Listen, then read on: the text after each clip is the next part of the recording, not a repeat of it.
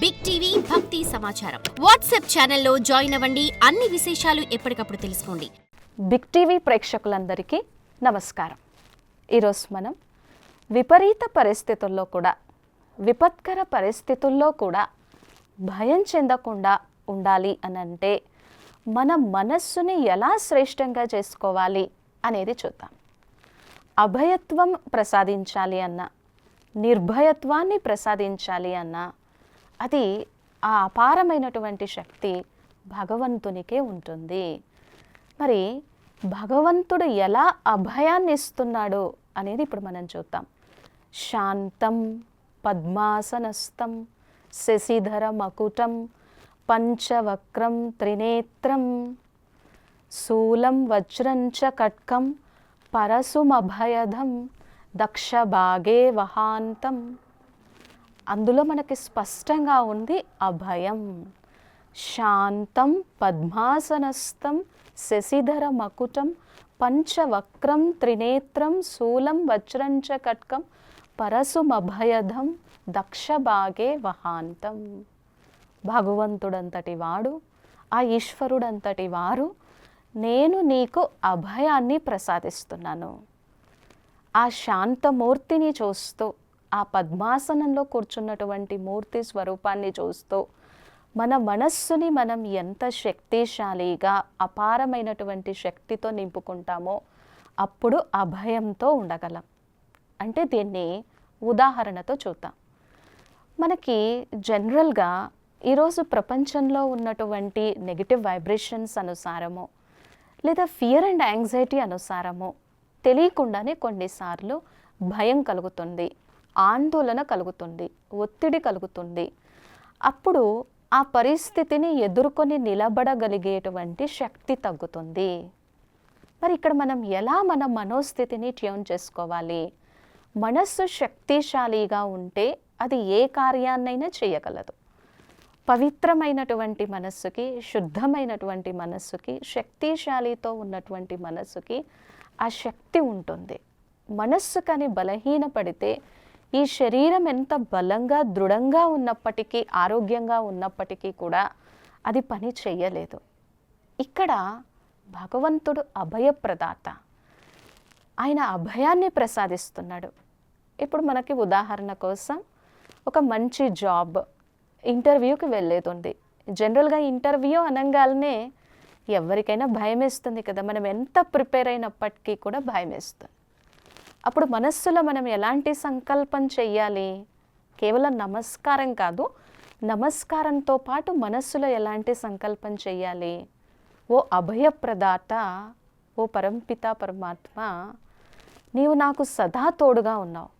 నీ యొక్క ఆ నిర్భయతా శక్తిని, ఆ అభయ శక్తిని నేను నా మనస్సులో, నా అణువణువున, నా కణకణాన నేను నింపుకుంటున్నాను.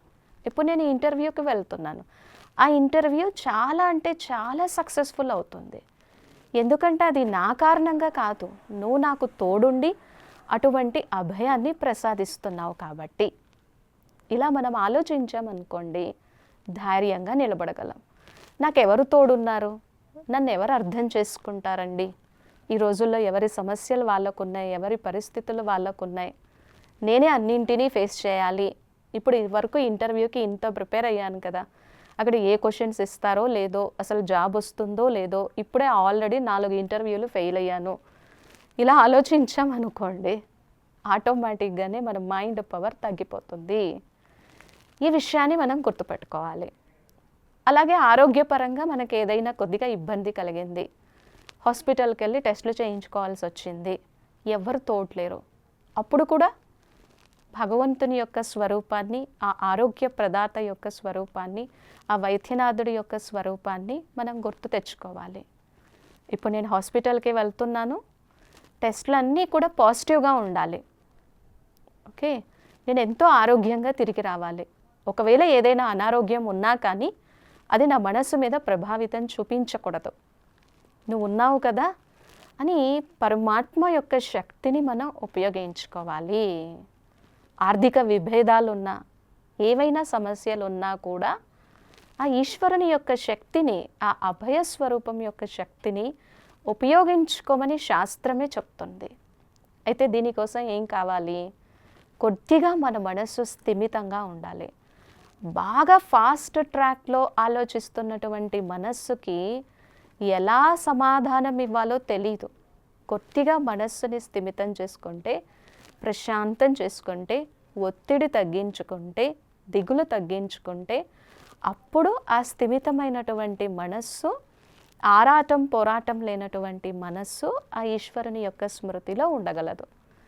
లేదు అంటే దిగులు బయలుదేరుతుంది, బాధ కలుగుతుంది. దిగులు బాధ ఎప్పుడైతే కలుగుతాయో మనోధైర్యం కోల్పోతాం.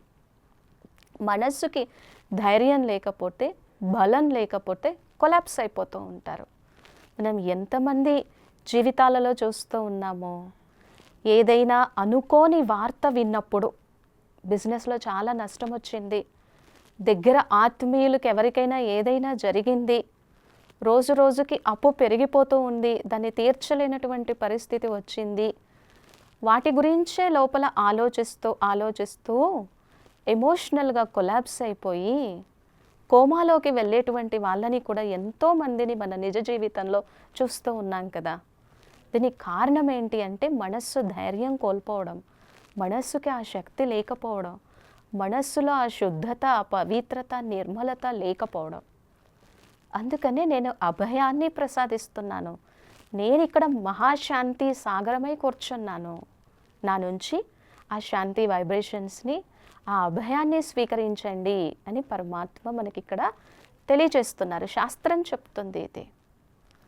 మరి ఇంకా విపరీత విపత్కర పరిస్థితుల నుంచి మనల్ని మనం రక్షించుకోవడానికి సైకాలజీ ఎలా చెప్తుంది అనేది చూద్దాం. ఇక్కడ యదా ధ్యాయసే మనస తద్భవతి. మన మనస్సు దేని మీద దృష్టి పెడుతుందో, యదా మనసే ధ్యాయసి తద్భవతి. మన మనస్సు దేని మీద దృష్టి పెడుతుందో అదే అవుతుంది. నాకు ఈ సమస్య ఉంది, నాకు అనారోగ్య సమస్య ఉంది, నాకు ఏది మంచిగా రావట్లేదు, నాకు అన్నీ నష్టాలే, ఇంట్లో ఎవ్వరూ నన్ను అర్థం చేసుకోవట్లేదు, నాకు మనశ్శాంతి లేదు, ఇలాగే సమస్య కోసమే ఆలోచిస్తూ ఉంటే దాని శక్తి పెరిగిపోతుంది, పరిణామం పెరిగిపోతుంది, దాని ఇంటెన్సిటీ పెరిగిపోతూ ఉంది. సో సైకాలజీ ఏం చెప్తుంది? Don't focus on the problem, don't focus on the issue, your focus should be on solutions. మీ స్వరూపము దేని మీద ఉండాలి? మీ దృష్టి, మీ భావము దేని మీద ఉండాలి? సమస్య కాదు, సమాధానం పైన ఉండాలి. ఇది విన్నప్పుడు జనరల్గా ఎలా అనిపిస్తుంది? చెప్పేవాళ్ళు చాలామంది సలహాలు ఇలాగే ఇస్తూ ఉంటారు, ఉచిత సలహాలు ఇచ్చేవాళ్ళు చాలామంది. నిజంగా ఆ సమస్యల చక్రవ్యూహంలో, ఆ సమస్యల పద్మ వ్యూహంలో, ఆ సమస్యల ఒడిదుడుకుల మధ్య ఉన్నప్పుడు ఇవి గుర్తుకు రావు. ఆటోమేటిక్గానే టెన్షన్ వస్తుంది, మనసు అప్సెట్ అవుతుంది. ఎందుకంటే ఎన్నో సంవత్సరాల నుంచి కూడా మన మైండ్కి అది కండిషన్ అయిపోయింది. మనం చిన్నప్పుడు మ్యాథ్స్ చదువుతాం, ఫిజిక్స్ చదువుతాం, కెమిస్ట్రీ చదువుతాం, అన్నీ చదువుతాము.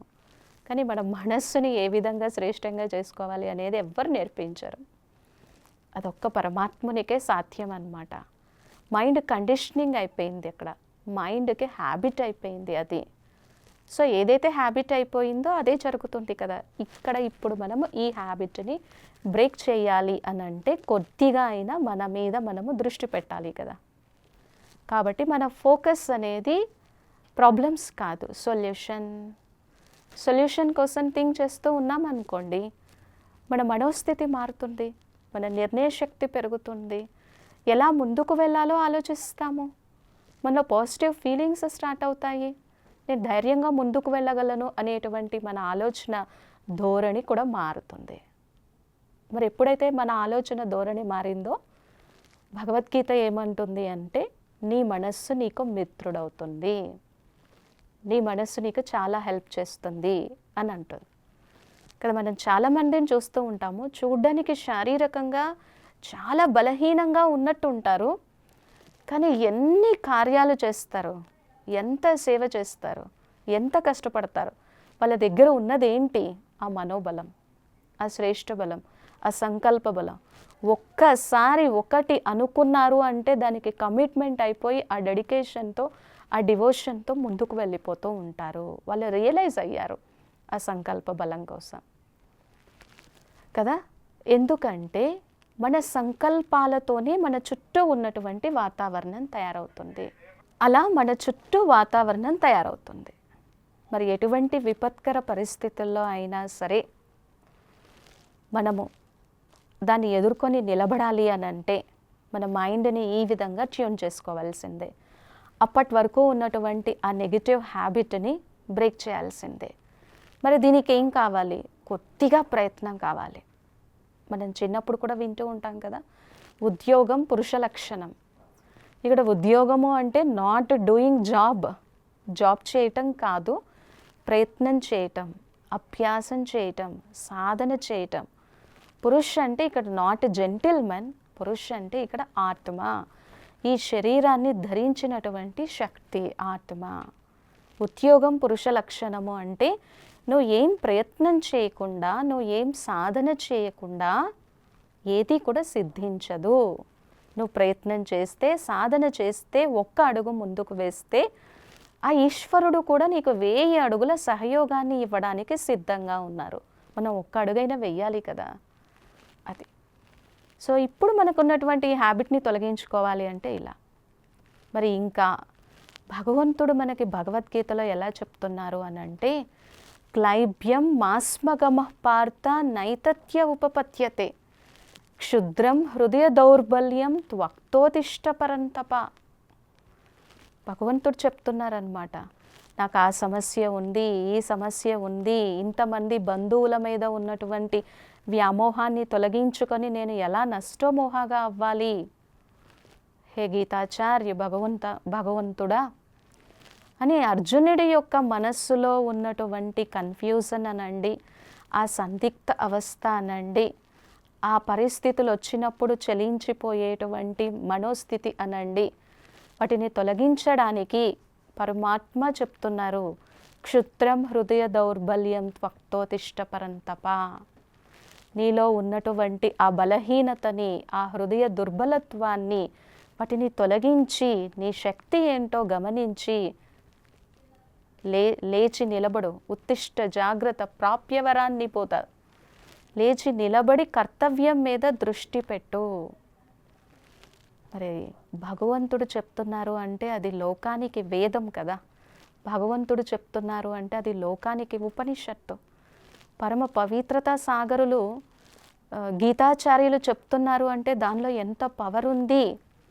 దాన్ని నేను నా జీవితంలో అన్వయించుకుంటే తప్పకుండా మంచి ఫలితాలు ఉంటాయి. అర్జునుడు అన్వయించుకున్నాడు, చక్కటి ఫలితాలను పొందాడు. ఎందుకంటే వేదాంతము విని వదిలేసేది కాదు. ఒక్క చిన్న ఫార్ములా అయినా, ఒక్క చిన్న అక్షరమైనా సరే దాన్ని మన నిజ జీవితంలో ఆచరించినప్పుడు ఫలితాలను అందుకోగలం. ఆ జ్ఞానాన్ని మనం అర్థం చేసుకోలేకపోతే, దాన్ని జీర్ణించుకోలేకపోతే అది మెట్ట వేదాంతం అవుతుందే కానీ మనకు అవసరమైనప్పుడు ఏ విధంగానూ ఉపయోగపడదు.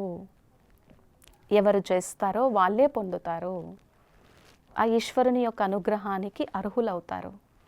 సో ఇలాంటి విషయాలన్నీ మన మనస్సులో మనం ఒక్కసారి జ్ఞాపకం చేసుకున్నప్పుడు ఆ మనోదుర్బలత్వాన్ని, ఆ బలహీనతని, ఆ నెగిటివ్ యాటిట్యూడ్ని, ఆ నెగిటివ్ థింకింగ్ ప్యాటర్న్ని నేను చెయ్యలేను, నేను ముందుకు వెళ్ళలేను, నా మనసు ఇంత బలహీనంగా ఉంది, రేపొద్దున నేను ఏదైనా ప్రోగ్రాం కోసం ఇంకెక్కడికైనా వెళ్ళాలి అన్నా నేను వెళ్ళలేను, ఇటువంటి బలహీన ఆలోచనలని మనం తగ్గించుకొని కంట్రోల్ చేసుకొని ముందుకు వెళ్ళగలము.